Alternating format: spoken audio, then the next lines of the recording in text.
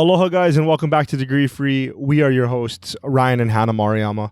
On this podcast, we share the fundamentals we've discovered, the mistakes we've made, while self-educating, getting work, building businesses, and making money.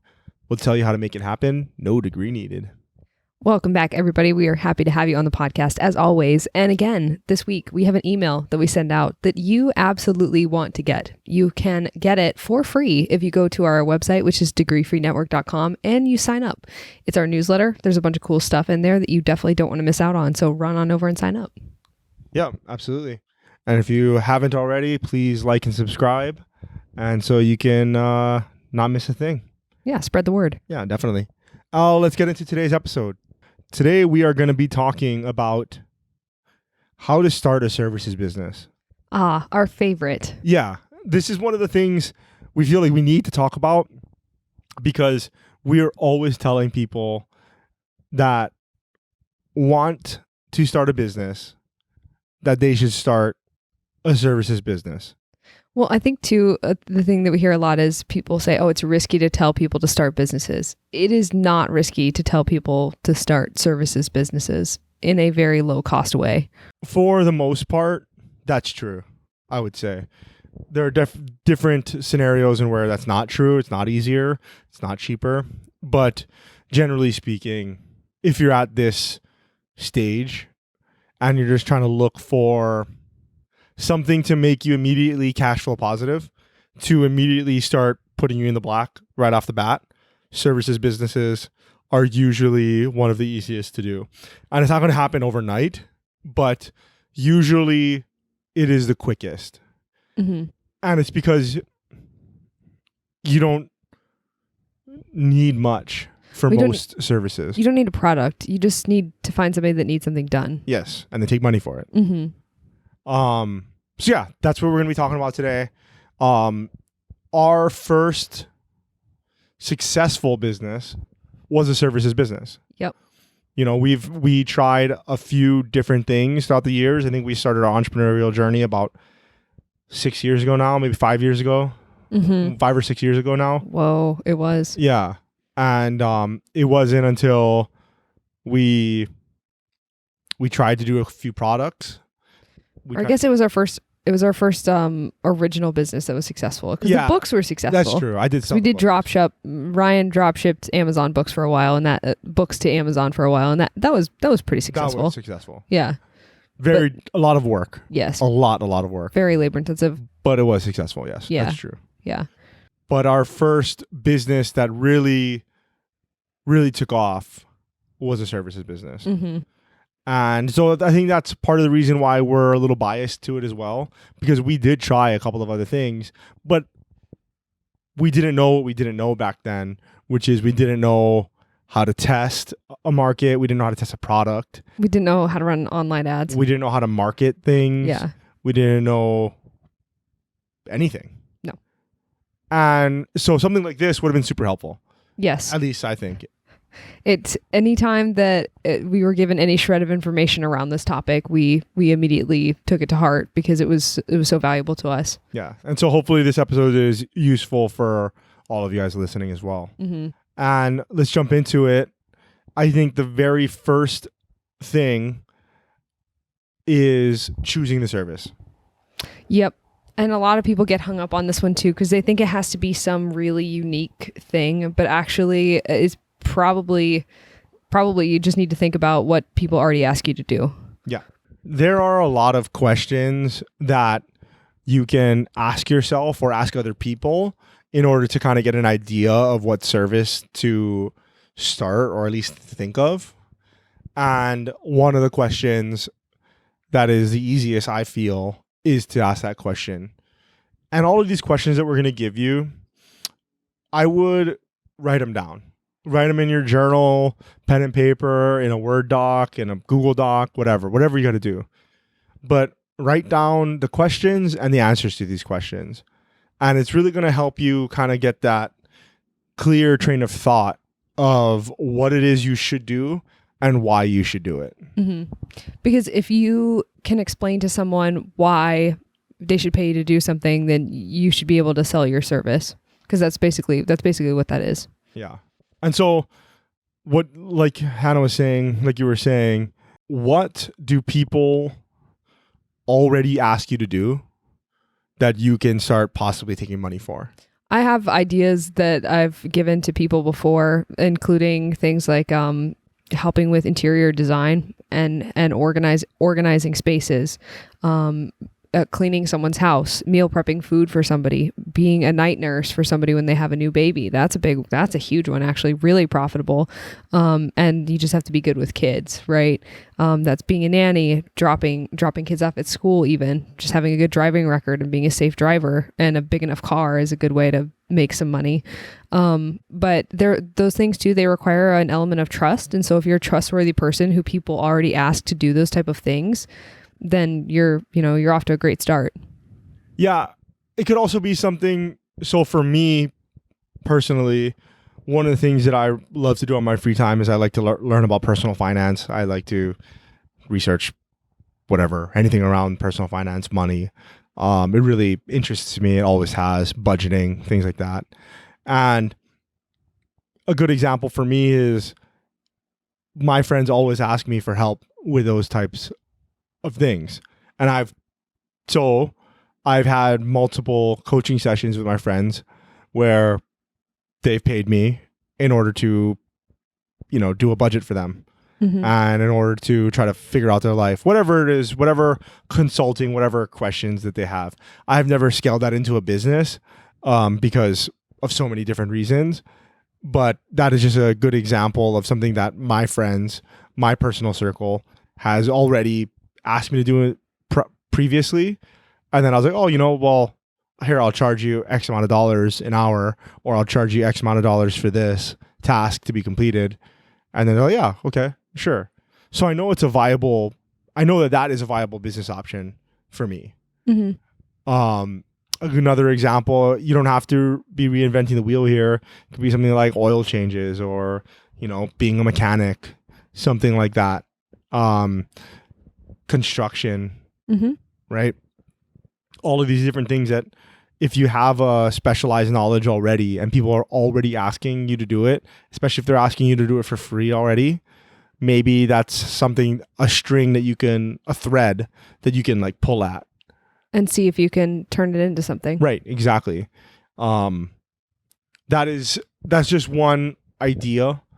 One of the next questions that I would think about is, would you rather have a lower dollar amount service and a high number of clients, or would you rather have a higher dollar service and a lower number of clients? Mm-hmm. Okay, in an ideal world, you would like a high dollar service and a high amount of clients. I get it. But I'm just talking about like, if your goal is to make $1,000 a week, right? Mm-hmm. You have to kind of figure out, how are you going to get to that $1,000 a week? Yeah. Do you want to clean 10 houses for $100, or do you want to nanny 2 children for $1,000? Right. Exactly. Like from one family. Yeah. Yeah. And so that's what you have to figure out. Which one would you rather do? And different services require different amount of time. Mm-hmm. So the good thing, we can't answer that for you, but I'll just go over the kind of pros and cons of both real quick. And it's not an exhaustive list, but this is a good place to start. Mm-hmm. So if you have something, let's say changing oil, just because that's on my brain for whatever reason, and you're charging $50 to change oil, right? You need, what is that? Math in public. This is bad. This is 20. Bad. 20. And what? Did I just beat you at a math problem? Yeah. What? Glad we got this on camera. Yeah. That's good. And so you need 20 people a week in order to hit that $1,000, mm-hmm. which is definitely doable. Absolutely. But you have to figure out too, okay, that is 20 people that you have to schedule with, mm-hmm. right? 20 people that you have to, okay, either if you're doing a mobile thing, you go there. Now you have to figure out driving time, Mm-hmm. right? Never mind if you're doing a stationary and you have a shop. Now you have fixed expenses, Mm-hmm. like you have rent of the place, That you got to pay for. right? But that's out of the scope of what I'm talking about. But it's just mostly more clients, the more scheduling needs to happen, the busier, quote unquote, you are. Mm-hmm. Whereas the good part of that is if one day you only have 19 clients, you've only made $50 less. It's not as big of an impact when you lose one. Right. Because I think a common misconception of people that have never had businesses is that like you get to be your own boss. Yeah. And that is okay. A lot of people Kind of. think that way, and that's not inaccurate. But I think really you have all of the bosses. I think now. you have many. I have many more bosses as a business owner. Every client is in charge of you now. Right. Exactly. Yeah. And so now you kind of just spread out your risk by having a lot more clients. Mm. Whereas if you were the babysitting, and if you're only babysitting for one family, one set of kids, And that family moves. and that exactly Now you're unemployed. right, Your business doesn't exist anymore. You lost your only client. right, Yeah. exactly. So these are just types of things to think about when planning on starting your own services business. Mm-hmm. How weighted are you going to be to these clients? And then how much risk do you want to mitigate by having less or more? Yeah. No right answer. No, it's very individual. Right. And only you can answer that question for yourself. I will say, to give you an idea of what we did we went for a higher dollar service with fewer clients. Mm-hmm. And we're very glad that we did. I don't think you and I are ever going to start a services business. Well, never say never. Yeah. Whenever we say never, we always end up doing it again. So, right. But I would say that we'd probably try to avoid it in the future just because we now have different interests that require more time. And so having a services business is a little bit too time consuming outside of those things. But if we started another services business, it would be high dollar, low client volume for sure. Yeah. Yeah. There's many reasons for that, but we'll just go over a few. One, you just need fewer yeses in order to make a living. Does that mean that you are now concentrated at risk of those few people that are saying yes to you? So what I mean by that is, say, in our business, a good month, 6 clients. Whatever. Yeah. I was making a number up. Okay. That's only 6 people that we have to schedule with for the month. Mm-hmm. Right? Whereas if we were doing something that was, a fraction of the cost, we would have to, 10x it. Yep. Right? Now we have to do 60 clients a month. And that's a lot. That's a lot. It's a lot of people to schedule with. Especially with the service that we did. Mm-hmm. Because our service, multiple points of contact. It took hours to do. Mm-hmm. We ran a scalp micropigmentation and semi-permanent makeup studio. It's a little out of the scope of this conversation. If anybody wants to know more, we can kind of talk about that in future episodes. You're going to find when you're doing a services business, is that you have to work on your business and you have to work in your business. Unfortunately, that's a super big cliche, but it's a cliche for a reason. It's true though. Right. And so when you're first starting out, it's probably just going to be you doing the service and also getting business. Mm-hmm. So if you choose a business that has higher margins, which means that the cost of every client is low and you're charging a lot, that margin, that cost of versus price you're charging, that's the margin. So if you're choosing higher margin services, you don't have to get as many clients and you don't have to constantly be scheduling and trying to get more clients in the door. Because as a services business, with any business, but especially services businesses, you live and die by your phone ringing. Yep. And it's hard. Yeah. So you need that phone to keep ringing, or emails to come in, whatever, chat, however it is that you're acquiring customers. But you always need that to keep coming in, new customers, returning customers, always. And it becomes a lot to deal with after you've hit some sort of a success. It starts to get really Stressful. a lot. Yeah. Yeah. It's just a lot of work. A lot of the joy goes out of it. Yeah. Yeah. Good problem to have. It is. And then now we're talking about hiring and everything like that, which is outside of the scope of this That's a conversation. We'll talk about that another time. Right. But anyway, that's why we choose to kind of focus on higher margin, higher dollar, and fewer clients. But there are so many ways to make money. There are plenty of people out there that make pennies on the dollar of profit margin, but they service millions of people, and they are way more successful than we are. And so there's no right or wrong way to do it. That's just how we would do it and how we have done in the past. So one of the next things I think you should do is you should be doing a little bit of competitor research at this point.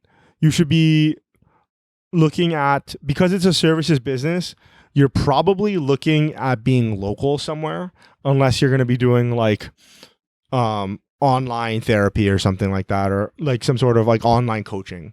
Then it's a little bit different, but most likely you're going to be in one area, and you're going to want to do competitor research for that area. Even if it is online, you're still going to want to do competitor research as well.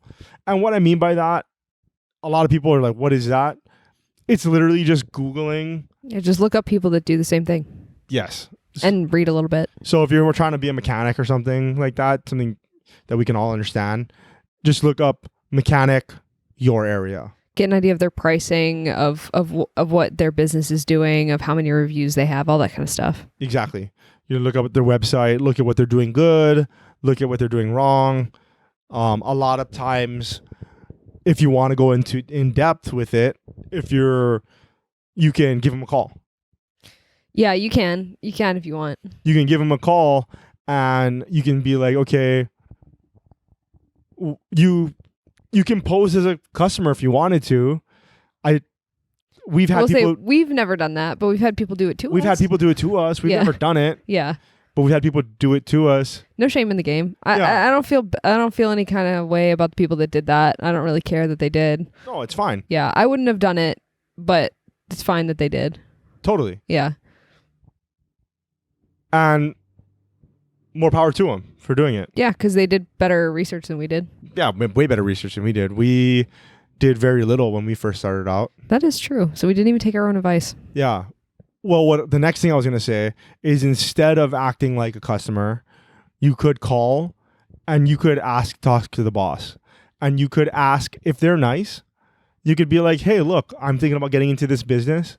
I'm thinking about doing it. Do you have any tips that you would have liked to know first starting out? Yeah, and I will say too, that gets you a lot further ahead. I think in general, just being open-handed about things too. Like, as the person receiving those calls or the person giving those calls, just ask. Yeah. Like, it doesn't cost you anything. And if the person's kind, they're just going to kind of give you an overview, and hopefully it's a good one, you know? Not only that, but what we found people want to help you in our business is that at a certain point in our business, people were asking us that exact same thing. They were calling us. Some of them did pose as customers and asking like, what kind of supplies and what kind of equipment do you use? Yeah, what is your pricing? Although our pricing was always transparent on our website and everything, but there was also people that reached out and asked, like, that did exactly what I just said, which is, how do I start? I'm thinking about starting. How do I start?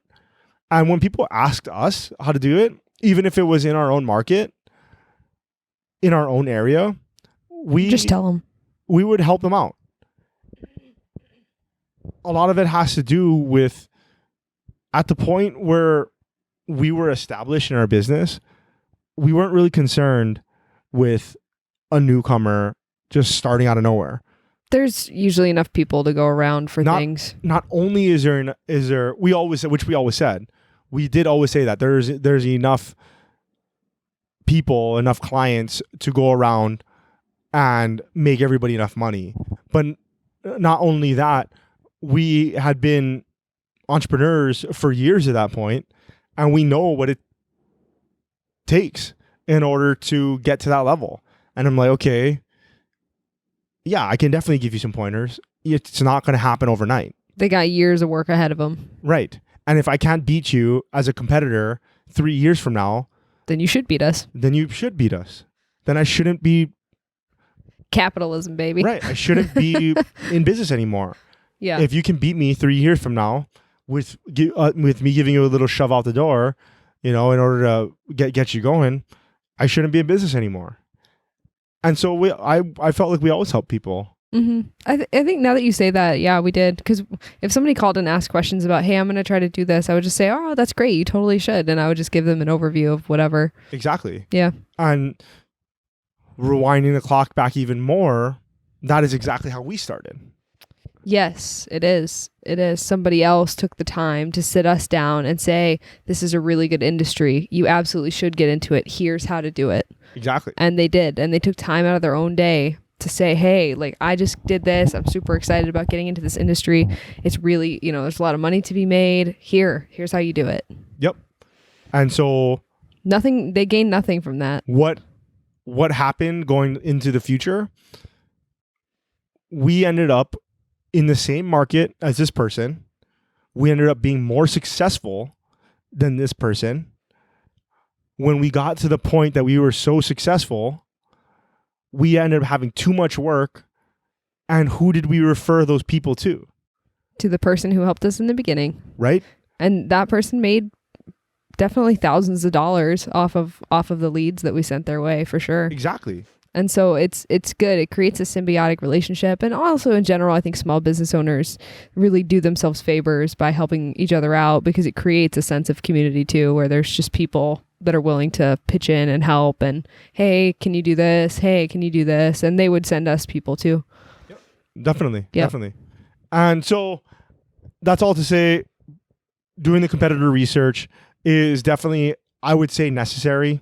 And it doesn't have to be completely exhaustive, but a quick Google search, a quick phone call, that's not going to hurt you, right? Especially if you're thinking about doing this for a living. Mm-hmm. So the last thing that I wanted to talk about choosing the service, we have a lot more to get through. Sorry, guys. This is kind of going to be a little bit of a longer one because I kind of want it to be almost everything that you need in order to kind of get started.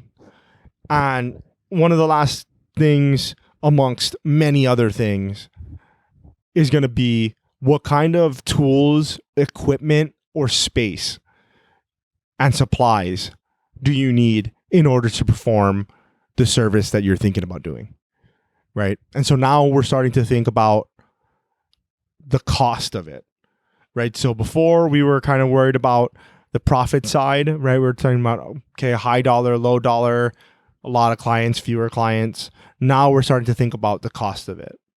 And so if you're thinking about changing oil, are you going to be doing that mobile, like I was talking about before, or are you going to be opening a shop? Because those are two vastly different business models. Mm-hmm.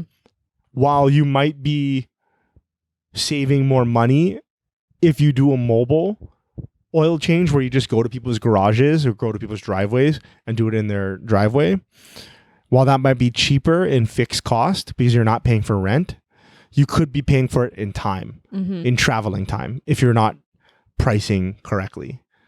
Whereas maybe you're doing a traveling thing, you can only get for a day because you have to travel half an hour between each person. Yep. Whereas if you get a shop, you learn how to market your shop and everything. Now you can just have people roll up. Come to you. And now you can do for an hour. Mm-hmm. So your efficiency is going to go way up. Right. And you'll be making more money even though you're spending more money. There's no right answer here either. No. Right? And you may start out wanting to do mobile and then transition into a shop later. Exactly. There are plenty of businesses that require certifications as well that you're going to have to look into. So, if you're thinking about a popular service right now is like the IV bags. Oh, yeah. Right? Like giving people vitamin C drips or vitamin B12 drips, whatever, whenever people are sick or hungover or whatever. That is going to need different licensure in different states and different counties because you're poking people with a needle. Yeah. Right? Whereas, honestly, there are some places that you need a license to cut hair. There are a lot of places Actually, all states currently that you need a license to cut hair. Which is ridiculous. Some nonsense. Which is ridiculous. Yeah. But anyway, I digress. Yeah, I have some strong opinions on the licensure of trades that don't need to be licensed at all. But you have to factor this in to picking the service, right? This is part of the equipment or part of the tools and supplies that you're going to need. It is. And we want to make sure that you're doing everything above board. You want to make sure that you're doing everything legal because it just makes life easier. You don't want to be worried about breaking the law. You're going to have enough stress. Right. Yeah. So one of the things, assuming that you get all the licensure and everything like that, kind of want to give examples of a service that has high margin, but high dollars to start. But every repeat client after that is, all profit basically. So one of the things is like tattoo removal, laser tattoo removal. Yeah. Is assuming that you have all the right licensure and everything like that. Okay. Machine. So all you need is the machine and a medical space to work in. Yeah. And that's pretty much it. You're going to need some supplies here and there, gloves and all that, but that's all negligible. Yeah. That's all pennies per client. Yeah. Your main cost is going to be your space and then your machine, which is a one-time cost. Right. And your machine, some of them go for a few hundred to up to like 30 grand. Yeah. There's a wide range there. Right. But as soon as that machine's paid off, every client after that is you're just paying with your time, really. And there is some depreciation on the machine because it can only be used so many times, but that's negligible as well, assuming that you bought a good machine.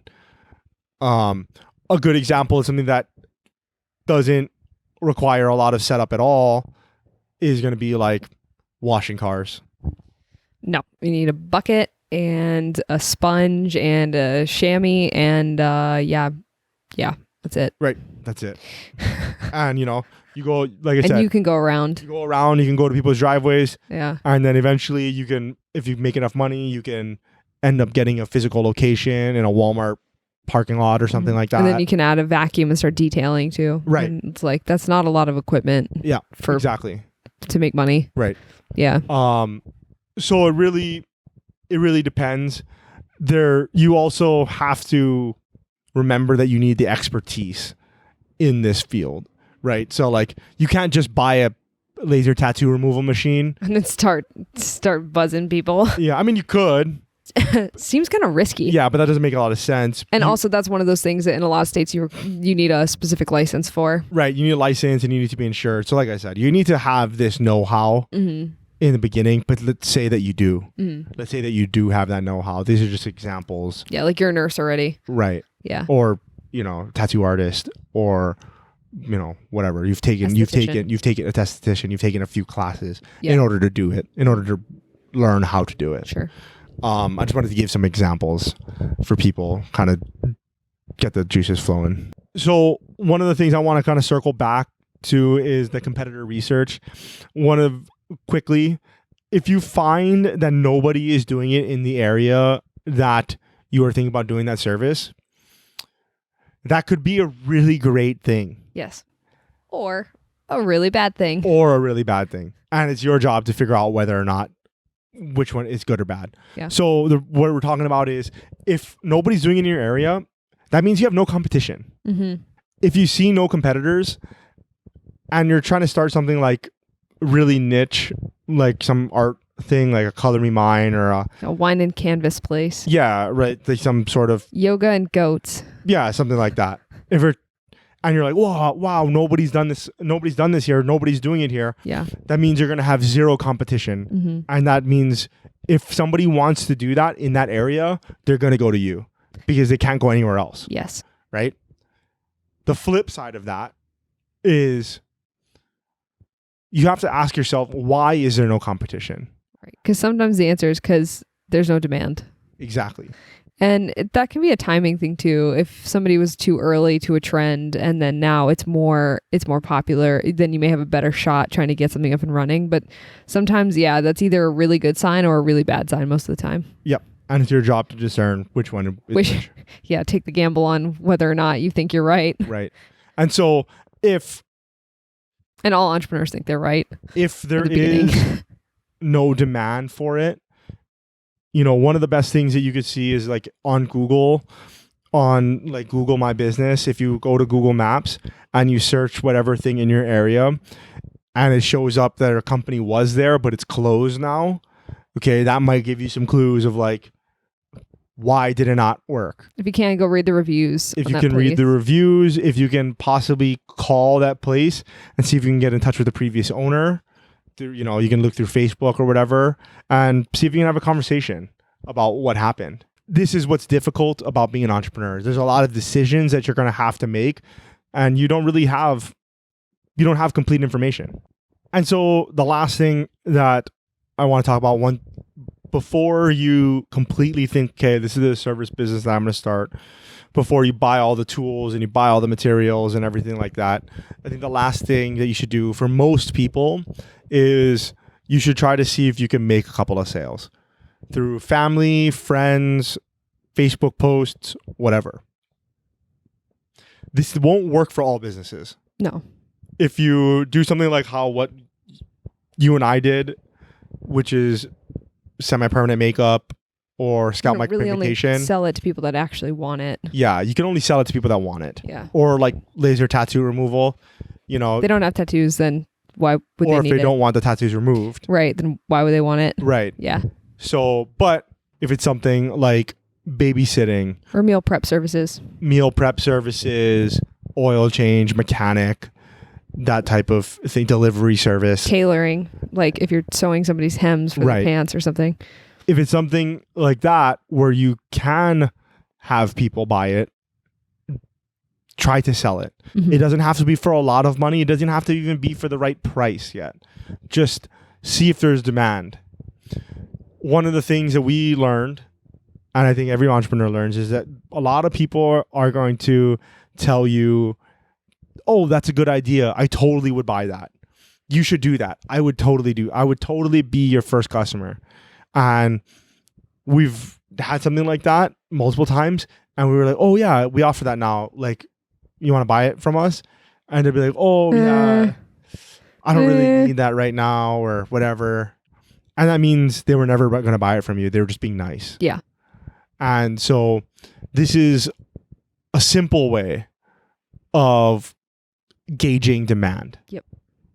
Super rudimentary, right? Simple Facebook post. See if people will buy it. Yep. Asking, texting. See if you can get some money for it. Family and friends. And if you can't, that might tell you something. Yep. If everybody was like, yeah, you should totally do that. You should totally do ice cream truck or to order sushi for catering or something like that. Vegan hot dogs, whatever. But then nobody wants them when it comes around to it. Yeah. Yeah. Those are products, but those are also services too. So when it push comes to shove and they're not willing to buy it from you, maybe it's not a good idea to do. Yeah. Because if you can't get the people closest to you to fork out some money for it, then it's people who are probably not going to do it. Yeah. Assuming that is a product or service that they would have bought anyway. Yeah. And they should have bought it from you. I don't mean you're asking them to buy something outlandish that they would never naturally buy. But if they're in the demographic of people that you think would purchase it and they're not interested in purchasing it, that tells you something. Yeah, it could. Yeah. And it's your job to figure it out. Mm-hmm. And then you have to assess. Yeah. A lot of this is all basically just guessing. Yeah, that's really. There's a funny Reddit post that just said, "Does anyone in?" It was a Reddit post in Our Entrepreneur, and somebody just said, "Is there anybody in here that actually knows what they're doing?" And the honest responses were just, "Absolutely not." Like, you just do things. You're just making it up. Yeah, you just make it up. We just do things, and then they work or they don't. Right. Exactly. And that is the truth of entrepreneurship: is you are taking a machete and you are just chopping your way through the jungle, and you hope that you don't accidentally run across a tiger or a pit or, I don't know, an evil witch in a candy house. Yeah. Okay. So moving on. I know this is a long one. We have a couple of more things to get through. The next thing that we're going to talk about is we're going to talk about choosing the business structure. Now, this is Yansville over here. This is like really boring stuff. What are you talking about? This super dry. The tax code is so interesting. Yeah. But we have to talk about it because we had a lot of questions on it. Yeah. And a lot of people don't know a lot. So we're just going to go over it quickly as I can. Nice. I'm going to do it as quickly as possible. Go for it. So the way that you choose to structure your business is important because it affects the way that you're going to get taxed. And we want to be lawful at all times. And so choosing the business structure and choosing the tax structure is super important. All right. Now, when I was first looking into how to start a business, when we first didn't know anything of how to start a business at all, I spent weeks on weeks of figuring out how to structure these businesses. I can verify this. And while I'm glad that I did it, I guess, it probably wasn't necessary. At the time, it was not. Yeah. We ended up using LegalZoom, which for people that don't know anything, and if you have $700 to throw at it, just use it. You know, it's a lot easier. Eventually, you're going to want to probably get a lawyer to look at whatever operating agreement that you come up with, especially if you're in a partnership. Yeah. Which is, for those that are listening, that is 2 people or more in a business. Okay. That being said, you probably don't need to do that much research. There are a couple of good resources that I'll link in the show notes, degreefreenetwork.com, and that will help you understand this stuff at a super high level. And right now in your entrepreneurial journey, that's pretty much all you need to do. Yep. So the simplest thing that I will say, if it's just you starting the business, if it's a single person, that is always going to be the easiest. What you and I do is much harder. Because there's 2 people. Yeah. Right. And you and I are equal partners in all the businesses that we have. So that is much more difficult to accomplish because you need an operating agreement. You have to set, if you get taxed as a partnership, when tax time comes around, you need to send out K1s. There's a whole bunch of other things. Ryan does a lot of stuff. There's a whole bunch of other things involved with it. And just disclaimer, everybody, this is not legal advice. This is not tax advice. Not legal advice. Yeah. This is just for informational purposes only. You know, do whatever is easiest and makes sense for you. And is legal. Yeah. So I'm going to assume that you're a single solo person starting a business. Now you have a couple of choices. The easiest is going to be just a sole proprietorship.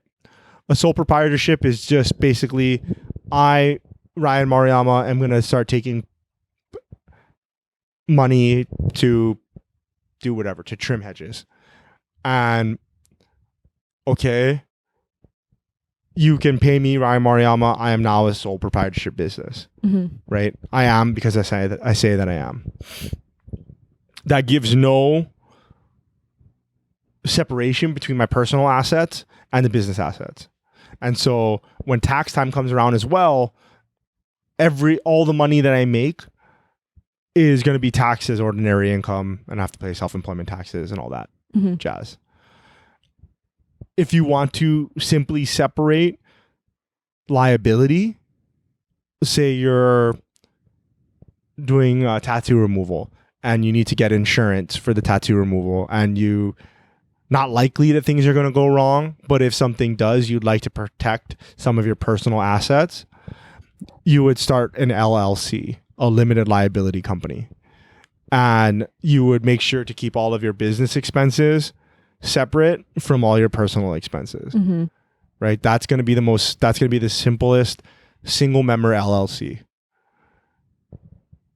When tax time comes around, it's still pretty simple to do. You can also incorporate your business as well. That is outside of the scope of this conversation. Yes. Because if you're incorporating your business, we're assuming that you have revenue, that you've talked to lawyers, that you're good to go. Yeah. Right? Because that's a more complicated business structure and more expensive to obtain. That we're not going to talk about. Okay. If you do have 2 people or more, you're gonna probably want to start an LLC, but this LLC, it will be a limited liability company, which will protect your personal assets as long as you keep them separate. But when tax time comes around, you're going to be taxed as a partnership. What that means is, ask your tax preparer or anything like that, is you're going to have to send people out these K1s. You have to file a 1065. It's all a lot of boring. It's Yawnsville, like I said. It's all boring stuff. But just know that you're going to need an operating agreement if there's more than 2 or 3 people. And that operating agreement can be simple. You can look up plenty of them online for free, right? And just have the partners sign. My suggestion is, when you get enough revenue, you have an actual lawyer look at it and put eyes on. Make sure everything's good. It's worth a couple $1,000s just to make sure that this is all good and legal. Right. It all makes sense. For the LLCs, every state is different. You're going to have to, it's very easy. Most of them, you just look up your state, how to form an LLC, and almost always you'll get pulled to a state site, and you can check whether or not the business name that you want is already in use.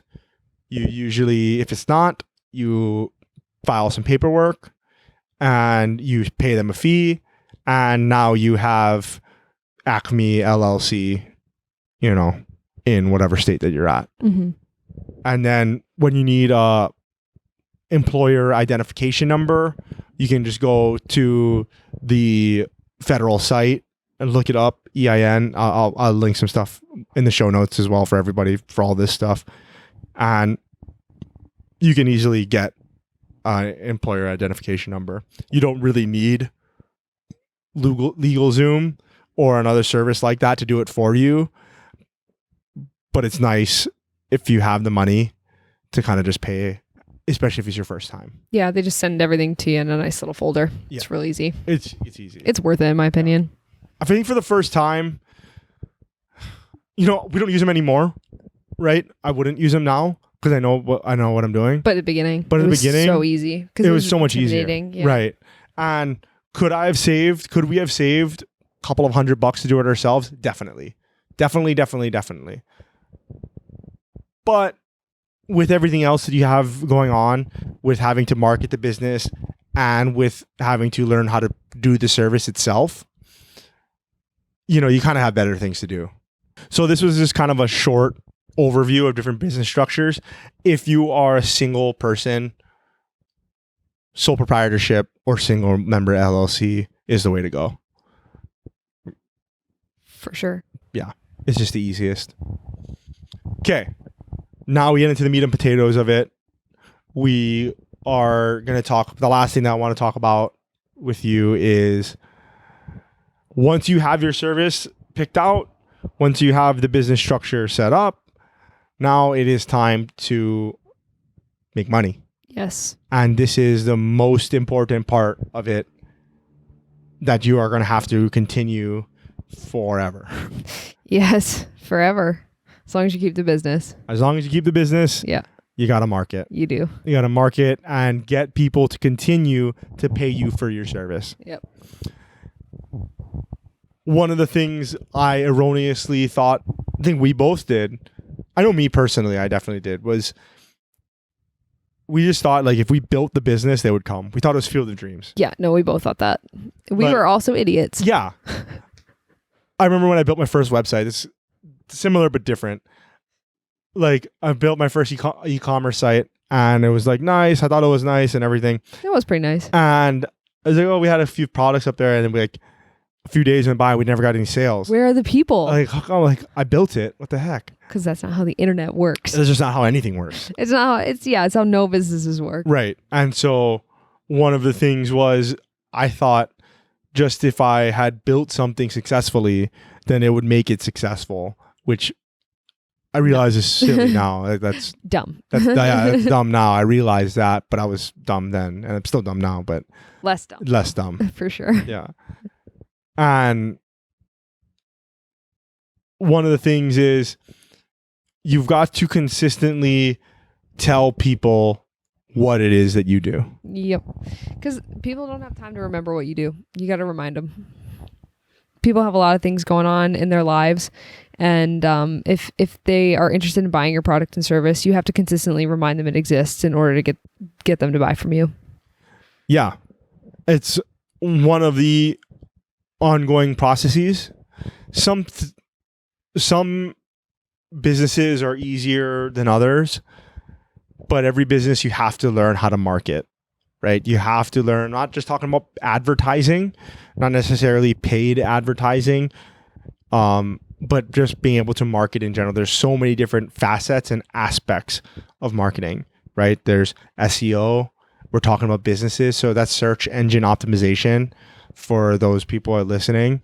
And search engine optimization is like getting your website or your application at the top of Google. So when somebody says tree trimmer, You pop up. yeah, your state, your city, you pop up and you're number one. And so there's also local search engine optimization, which is that. There's content marketing, social media marketing, there's advertising, right? And in the world of advertising, there's print ads, there's radio ads, there's TV spot ads, there's Online podcast ads, there's online ads, Google ads, Facebook ads. So many. So many. Yelp ads. Yes. Right? So many. Right? I know we hate Yelp. Yeah. But Everyone hates if anybody Yelp. that works for Yelp that's listening, We don't hate you. we don't hate you. We just hate Yelp. Yeah, we hate Yelp. It's okay. We actually have a good friend that works for Yelp, And we like her a lot. and we like her a lot. We just don't like Yelp. And she's so nice. She is so nice. They don't Uh, deserve her. Yeah.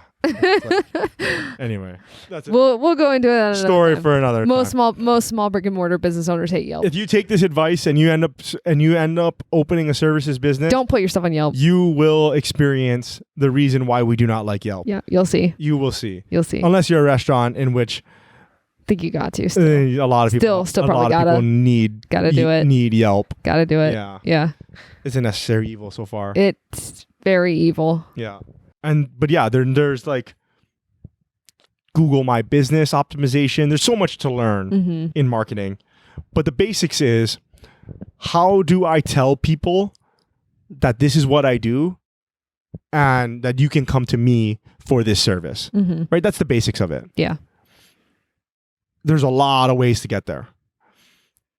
What I was saying is some services are easier than others.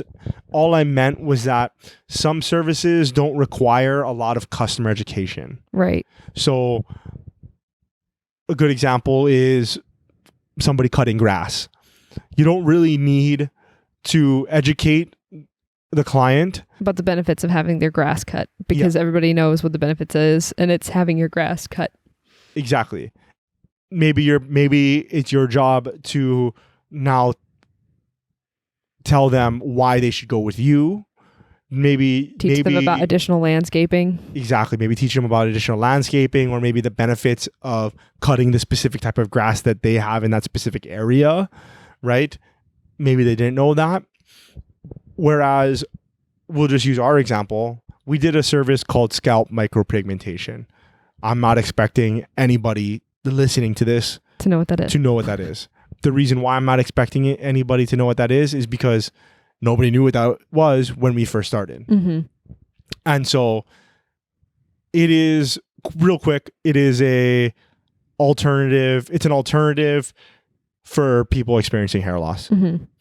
And it was our job to educate people that scalp micropigmentation was a viable option for not stopping their hair loss, but dealing with hair loss in a different way. Mm-hmm. That sounds super complicated because it is. Yeah. We had to educate our customers about everything about it. That's what it is. Oh, wait, that's what we do. Mm-hmm. And here are the benefits that it will give you. Here's the cost and everything like that. And so that's what I mean by some services are easier and some services are harder. Mm-hmm. So this is an ongoing thing that you're going to need. But I know when we first started, we could have used at least a little bit of a checklist of what we should do, right? And so real quick, a few things. Make a website, mm-hmm. right? I mean, there's so many different providers of websites out there now that there's no excuse, right?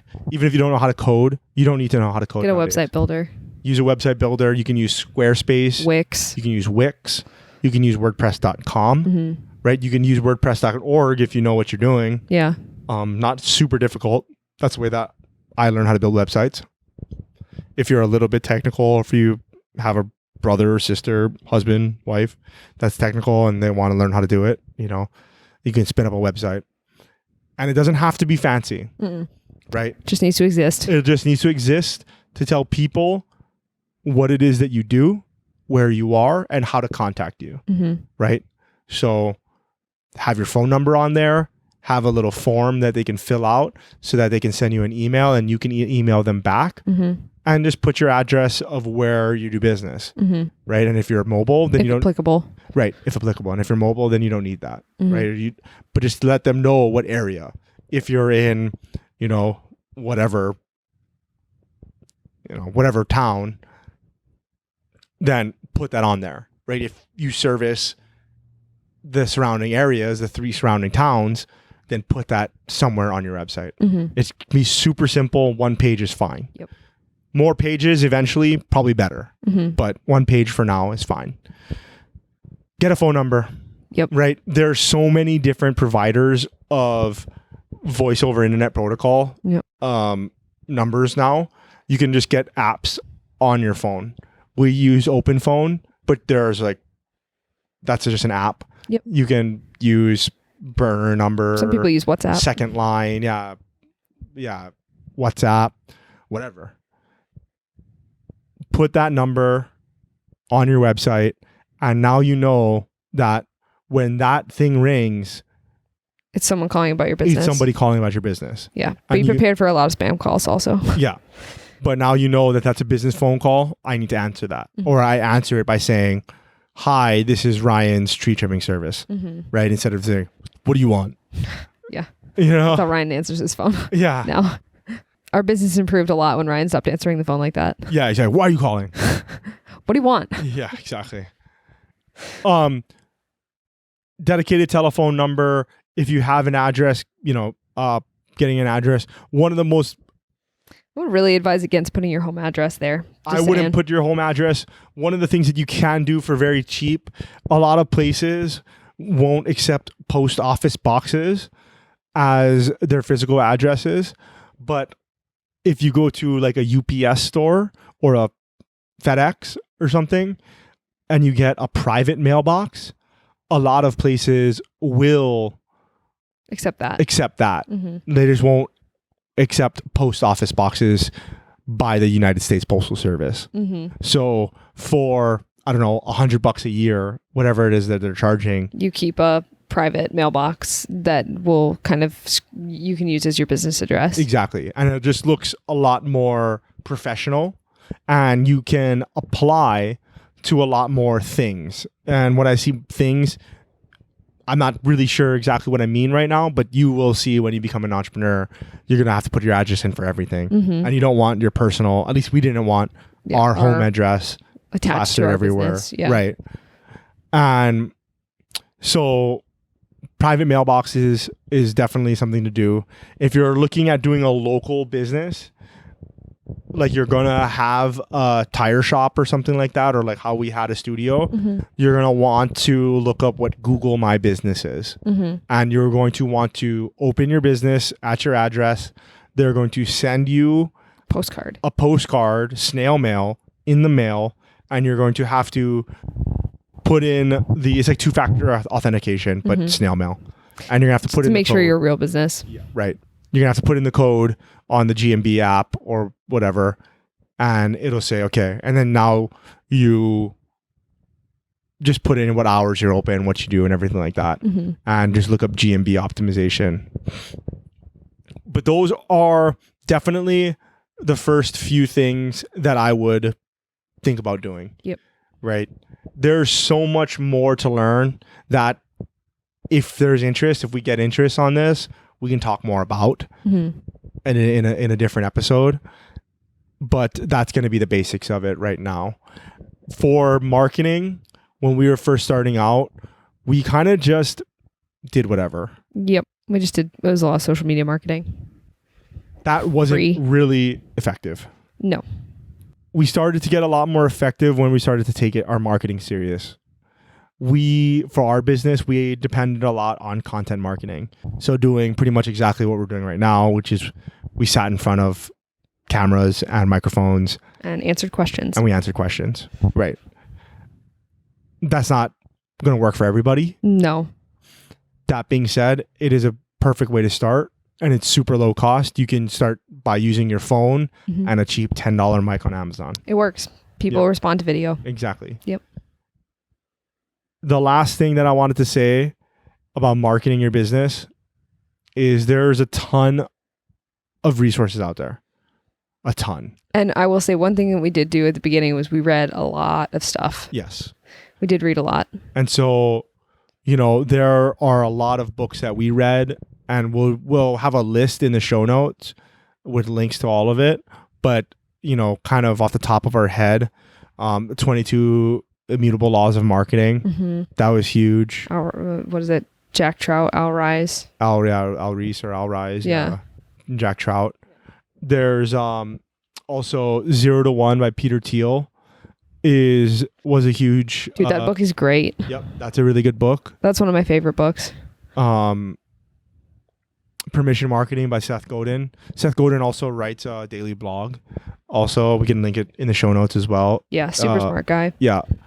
There's the 4-Hour Workweek by Tim Ferriss. Honestly, that book was our Bible at the beginning. You guys should see how torn up that copy is. Yeah, that's a really good book. It's been through the ringer at our house. Just about marketing, but just about entrepreneurship in general. Or maybe not even if you're an entrepreneur, but just trying to work smarter, not harder. Yeah, running your life pretty much. Positioning by the same guys, Al Ries or Al Rise or whatever. And Jack Trout. Yeah, there's just a whole bunch, and we'll list a more extensive list below. One of the books that was interesting that I didn't think was really a marketing book, but you made me read was Rules for Radicals by Saul Alinsky. That's an interesting book as far as trying to get people to do something that you want them to do. Right. And I don't agree with a lot of what Saul Alinsky says or stands for, but that's not really what we're talking about here. Yeah, he's a smart dude. He knew what he was doing. Right. He knew how to say, hey, look at that thing, and then get people to look at it. Right. We can separate, his tactics. The man from the philosophy. Yeah, from his message. Right. But anyway, that's just there's a lot to learn, and there's going to become a point. I want to say, I hope that everyone listening to this gets to this point, but there's going to be a point where you not only have to market your business, but you have to do the service as well. And you're going to come to a decision point at that time. And I hope everybody gets there. And you can only do so much. Yeah. Right. You need help at a certain point. And so that means you have to hire. Mm-hmm. So if marketing is 99% of the business, and then doing the service is 99% of the business, that means that you're doing approximately 198% of your business. Yeah, you're doing a crap load. Yeah. And so you have to, eventually you are going to want to outsource one or both of those things. Mm-hmm. Right. And it can go either way. Yep. Or you can outsource half and half of each. Mm-hmm. Right. You can hire somebody to do the marketing for you and the administrative work and everything else, or you can hire somebody to do the service as well. That's a little bit outside of the scope of this, but just remember that if you market successfully, that is going to be the next problem. Yeah. Right. And then you're still going to have the problem of continue to market and continue to market and continue to market. Correct. Yeah. But yeah, I think that was pretty much it. I know that this is a super long one. Good one though. Yeah, this is one that we've been kind of putting off because there's so much information.